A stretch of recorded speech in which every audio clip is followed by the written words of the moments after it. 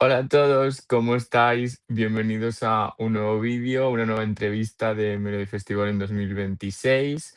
Hoy nos visita Blade, so welcome Blade. Thank How you. are you? I'm good. How are you guys? Really good, Yeah. really happy to having you here. Thank you very much. Yeah, I'm happy to be here. It feels like it's getting real now. Um, you start at Melodifestivalen 10, 11 years ago in Mhm. 2015, 2016 Mhm. as Isa. Um, how was that experience like 10 years ago and now returning? I think like looking back at it, I think I haven't thought about it that much until now. Honest, because it feels like a different life. But I remember the first year, it was just everything was new, obviously, and it felt so big. And I was only 16 at that time, so. Mhm. But I also remember that I was super confident. I'm like, I'm gonna go to the finals. I'm gonna do this. Like I believe in myself. I was like, I was very confident, very excited, and already like back then I did a lot of stuff like based on what I wanted. I had this strong vision of what the performance was gonna be like, and I had a really fun time. And then the second year, I felt obviously a lot more pressure, and I feel like that's something that a lot of other people can relate to as well if they're doing it twice, like two times in a row. Um, I felt like a lot of expectations were on my shoulders, and I don't think I wasn't at the best mental place at the time, so I couldn't really enjoy the second year as much.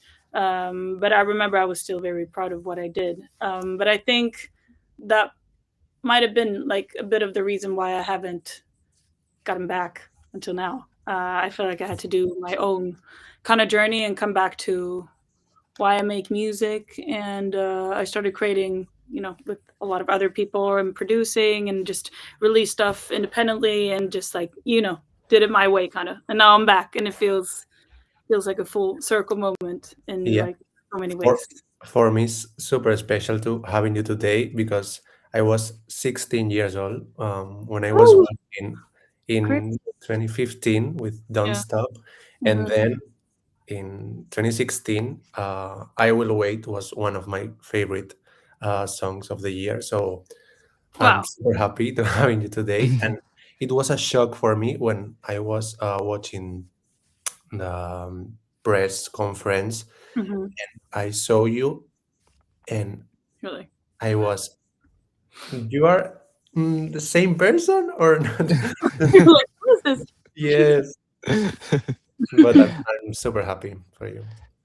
Yeah. However, you composed I Do Me for Malu in Yeah. 2019. How was to participate in Melfest just as a composer? It's almost better because it's like seriously, it's like no pressure, and it's not about you. So you can just be.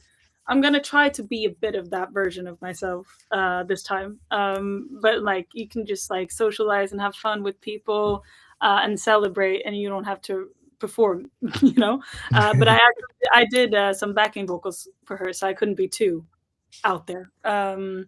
But still, I think that kind of I have been doing some backing vocals for other artists as well along the Yeah. years.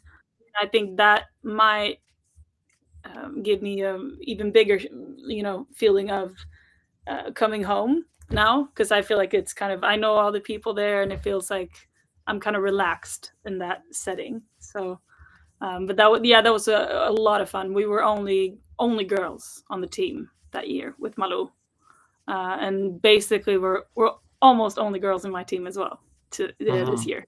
So it feels magical, to be honest. And now you are Blade. I don't know if I pronounce it well. Blade. Yeah, it's correct. Why this change? This is a change of style of music also, or why did you decide to change your It is. It artistic was name? like I think I've had I have been thinking about switching names for a few years, but I just haven't known what to change to because I like I like Isa, but I felt like it was almost necessary after doing this like process of recreating my sound. So the my sound is definitely different from what I used to do. But at the same time, I feel like when it comes to my Melodifestivalen song, I feel like you could probably recognize a bit from "I Will Wait" in the song, but this is way more uh, confident and powerful, and has this sort of like liberation and strength in it. But still that kind of big um, arena vibe to it, and very like vocal based. But yeah, when it comes to my music, that I released my debut album as Bläde in November 2025, and that album was probably the most important release I've done, I think, so far, because that was like it's so like straight through. It's me, and it's very. It's kind of some songs are kind of aggressive, and it's very cocky and very. I'm pushing my own boundaries, and I feel like I show all of my different sides of my personality. And I think when it comes to switching names, that was also part of it. I feel like I wanted to create a little, almost like an alter ego, where I can dare to be everything, and also be able to separate Isa from my artistry. Has given me a freedom. I think that was more important than I thought from the beginning, because I feel like I'm way happier. How did you decide to come back to Melfest? I was surprised myself.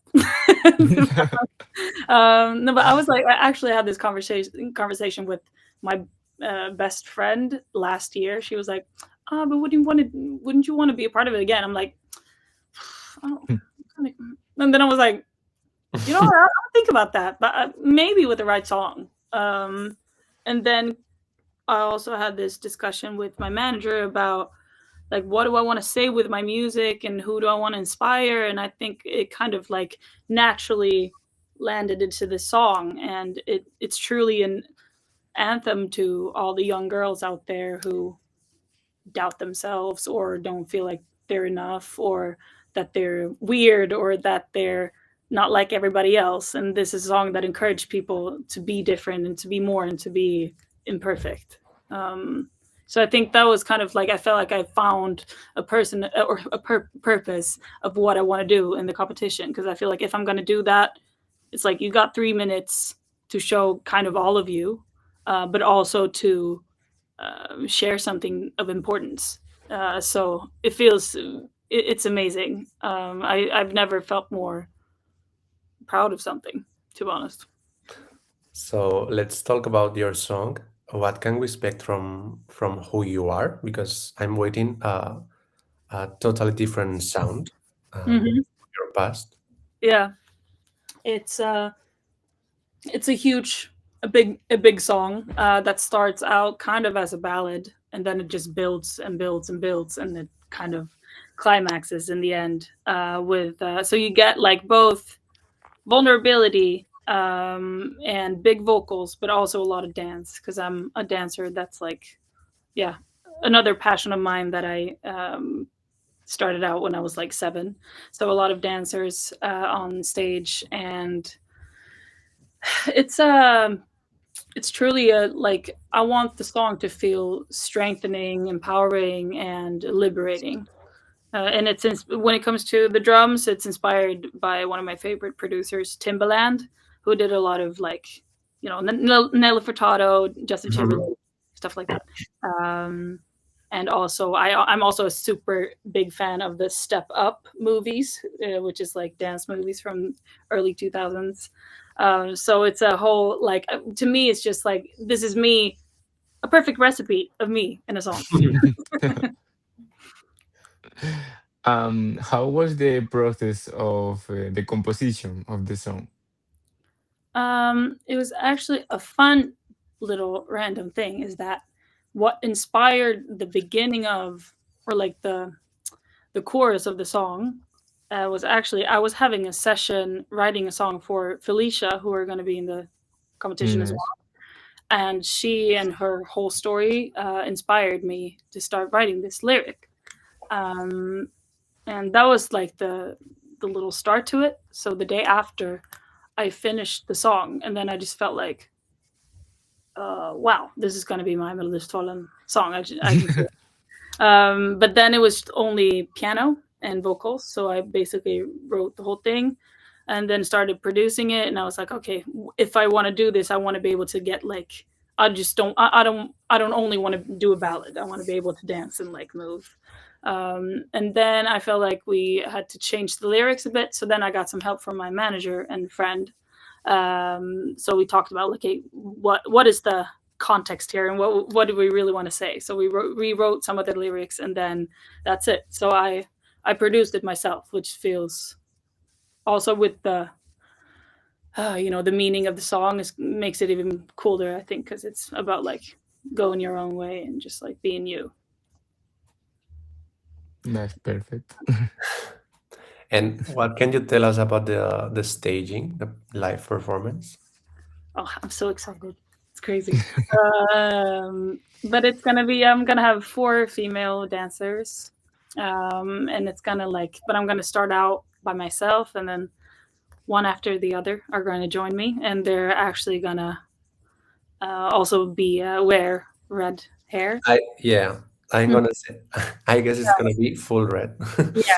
But I also didn't want the whole performance to just be like red, because I feel like that could be a bit on the nose. So but it's gonna be I wanted to feel like a mix of kind of like it's inspired by weather. So it's gonna be a mix of like a storm building up, mixed with street dance and like some 2000s vibes. So it's like I feel like it's a perfect mixture of everything.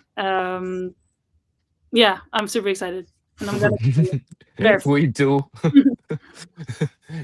So you will perform in position 3 in hit number 5. Mhm. Happy about that? What do you think? I seriously don't know how to vote. I feel like it feels kind of good, based on what's who are like stepping on right before me and after. I feel like it's a cool contrast, and that's what I like with the competition as well. It's just like it's highs and lows. It's like it's fun. It's slow. It's fast. It's So I feel like I prefer being third than first, because I would be way more nervous. And then obviously it's super cool to be last, but I mean, Sonnesen is an icon. Yeah. You know, Yeah. it's perfect in the middle. On the middle. And what do you expect about your participation this year in Melo? Sorry, one more time. What do I What expect? do you expect about your participation this year? Like how it's gonna go in the competition? Yeah. I feel like it's always like, I think it's kind of fun because you have no clue ever, and I think that's the charming part of it. But I would say that if it turns out the way that I wanted to turn out when it comes to how the performance is going to be, I think it's going to speak to people. So I think it's going to be able to come a long way. But if it doesn't, I know that I will be super proud anyways, because this is like, it's me. So I think if you participate with a song that you can't really stand for, I think it will suck either way. If it's successful, you'll be like, oh no, do I have to sing the song again? And if you don't make it, it feels like it wasn't worth it. So to me, it'll be worth it anyways. But I hope. I think it's always fun to be a bit of an underdog, somebody that nobody really sees coming. So we'll see. And just to finish, what are your favorite entries from Melodifestivalen, like historical favorites? I think Euphoria with Lorraine. But that's like, maybe that's a boring answer, because a lot of people probably say that. I think she was amazing with Tattoo as well. I think she kind of shows what you can do in this sort of you know, on that kind of stage. I also loved Salem Al Fakir while he was in it. If you know, I better keep on walking. I don't know. He came second. A year, yeah. I think that's and then I don't know. There are so many. I also actually I really loved Undo with Sanna Nielsen back in Undo. 2016. That was the year before I was in it. I was like I was Yeah. in the audience that year. Oh, So I was watching her in Friends Arena at the time.